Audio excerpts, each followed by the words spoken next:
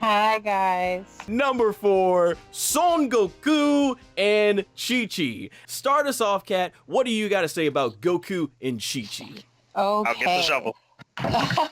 So, Goku and Chichi, they get a lot of hate. Now, I can understand why. It's because, of all the couples in the Dragon Ball universe, they have the worst interactions with each other. I'll admit, but there's a reason that Goku loves Chi-Chi and vice versa. I really love, even though it's anime only, I'm going to take it to the Cell Saga, right? When Goku wakes up from his heart attack and him and Chi-Chi, they reconvene. The way that you see that they love each other, that's really cute. And a lot of people will argue, oh, that's anime only. That's not in the manga. It doesn't count. I personally love it. I understand that Chi-Chi's a tiger mom. Let's break down Chi-Chi for just a second here. So Chi-Chi's crazy, but she has a reason to be. Like from the time she's a little girl, she's seeing all these crazy things happen. Her son almost dies multiple times. Her husband does die multiple times. She just wants to raise a nice, quiet family, live in the hills, not worry about much. And she can't help that Goku doesn't have a job. She can't help that Goku has to save the world. So we would all have a little PTSD. Let's be honest. But for the most part, she's supportive. She trains Goten. I really love, I love a good couple. And while I love Goku and Chi-Chi, I'm saving all my chutzpah for my number 1, which we'll get to later.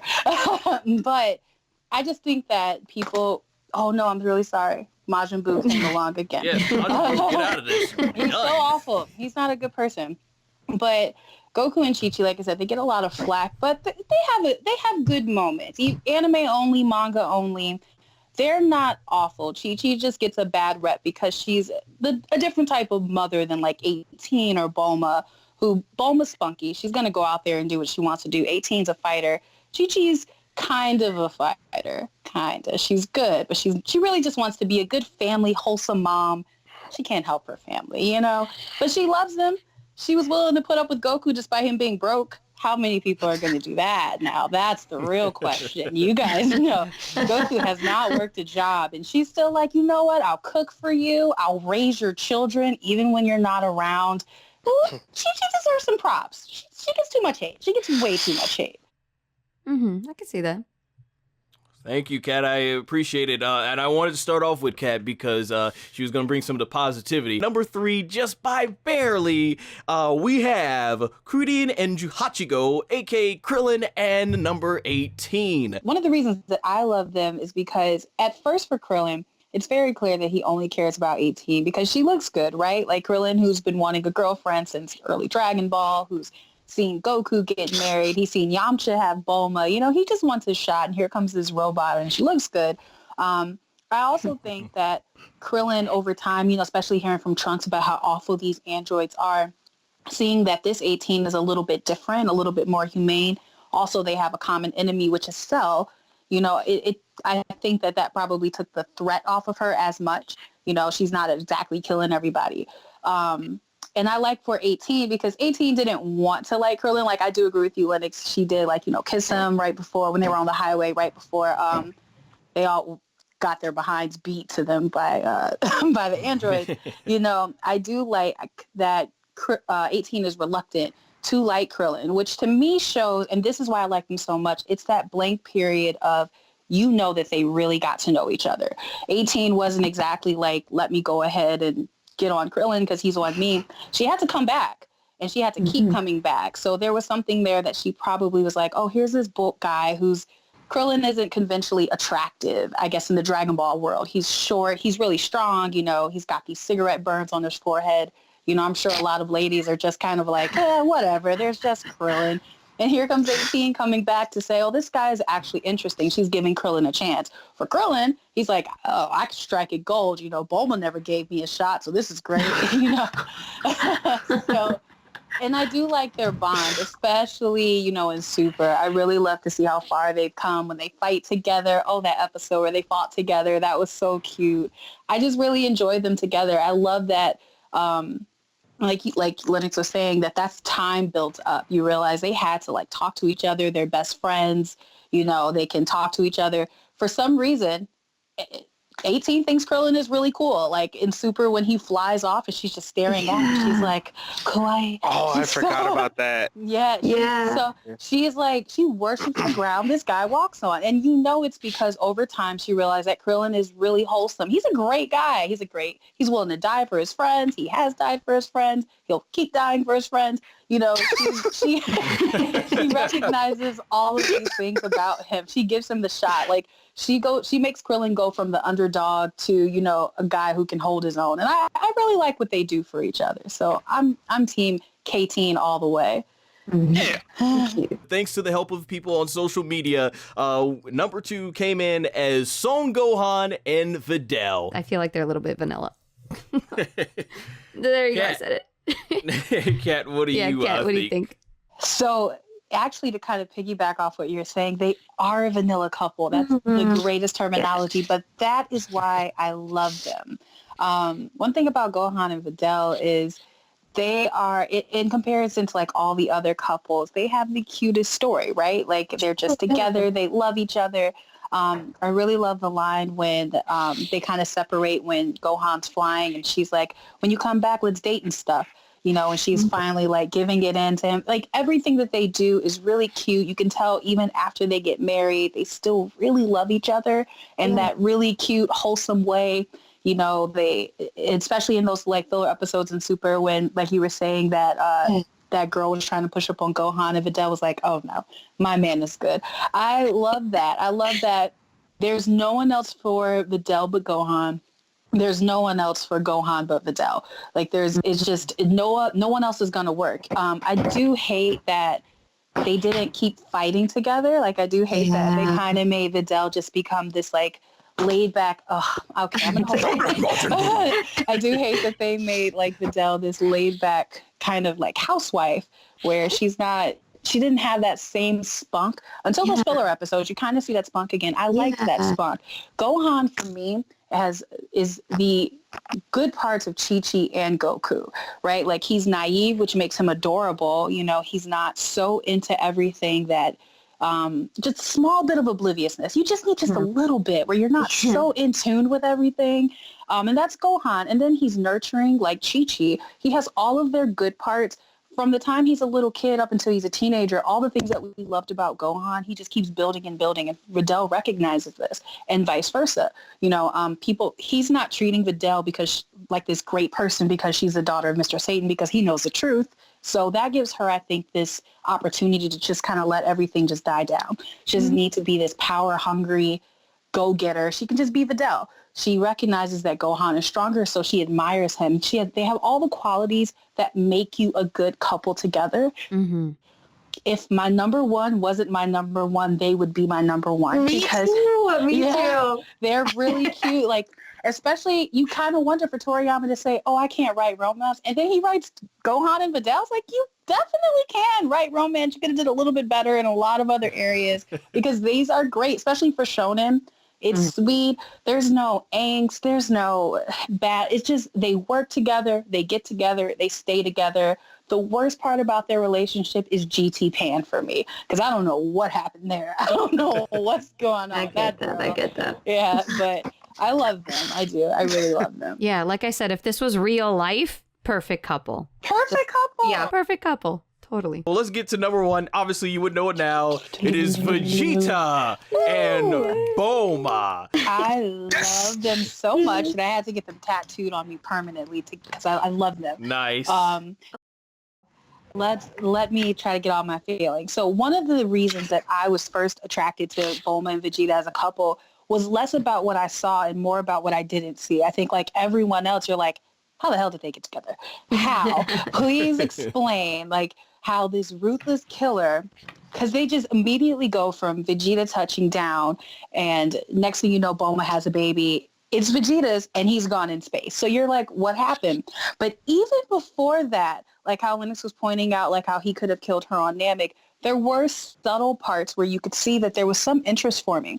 If you take it back to when they first got, forget the ocean dub of you and that hot girl when they're on Namek, but canon, when Vegeta comes back, this is someone who we've seen so far, is ruthless, doesn't like back talk, right? Nappa could never say what Bulma has said to him when they get down and they touch down back on Earth, where she's like, hey, homeboy, why don't you come stay with me and don't even, think about touching me. If anyone else had said that to Vegeta, Homeboy. yeah, I remember that. homeboy, yeah. Vegeta would have had a lot of issues, but for some reason with Bulma, he lets it slide. And I think it's because Vegeta starts to respect Bulma immediately. Like he says in Super, Saiyans are attracted to a woman who has a lot of, chutzpah, a lot of spunk, and a lot of feistiness.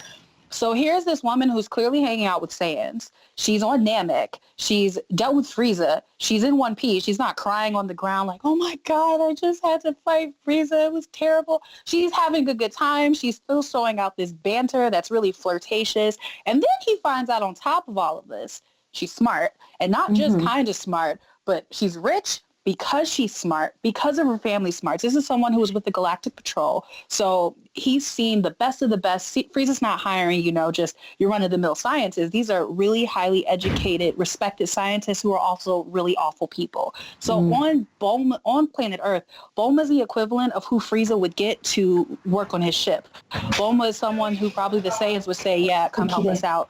Come help build things. So Bulma, in a lot of ways, is exactly what Vegeta would respect just on paper. And Bulma looks good. So their dynamic makes a lot more sense than Yamcha and Bulma. If you remember back in early Dragon Ball when Puar did not like Bulma, when he was telling Yamcha, I don't know why you're dating her. She's crazy. She's feisty. But Vegeta can match that. And then if you add into I'm going to think a lot of fan fiction here because a lot of us were fascinated about what happened during, that they got together.